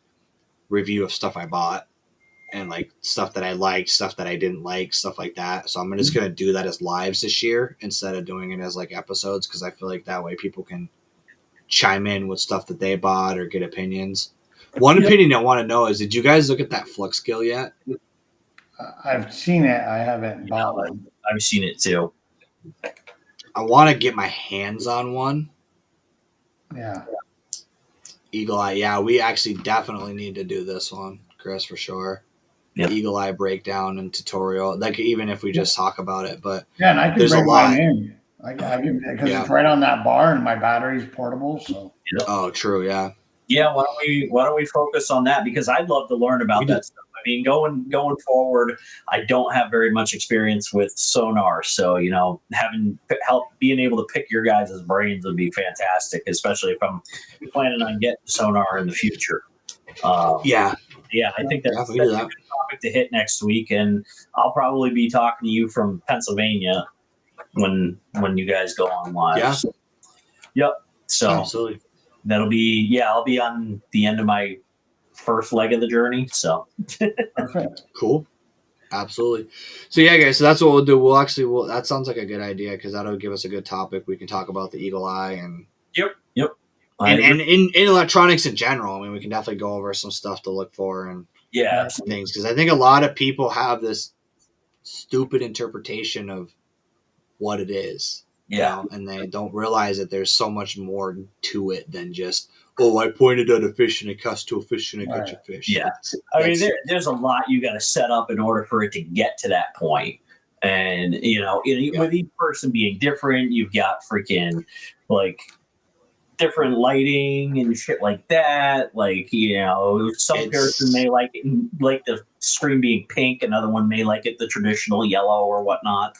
And then we can definitely go into that. different frequencies. Like I don't know like what the different frequencies mean for like the different purposes and stuff like that. So, that's good stuff to know and learn. Yeah. Yeah. No, I definitely will. Yeah, I'm gonna do some homework on that too, because some of that stuff I know, but I forgot. I forgot a lot of crap that I. Mm-hmm. Sometimes I just set stuff up because I know how I like it, Right. but I don't really know why I set it up that way. It's just because I know I remembered somebody told me to do it that way for some reason, and now I don't remember the reason, but that's why I do it. So, No, but yeah, guys. So we'll definitely do that as a topic for next week. So it'll be Wednesday. We might go a little bit earlier, do like 8:15. okay. Just because there is another show that starts at 8:30 that we can at least get ahead of. Yeah. But yeah, guys, I want to thank everybody for coming along. Thank the guys for hanging out. I'll try to get a new intro screen that includes all my co-hosts on it instead of just Chris. And yeah.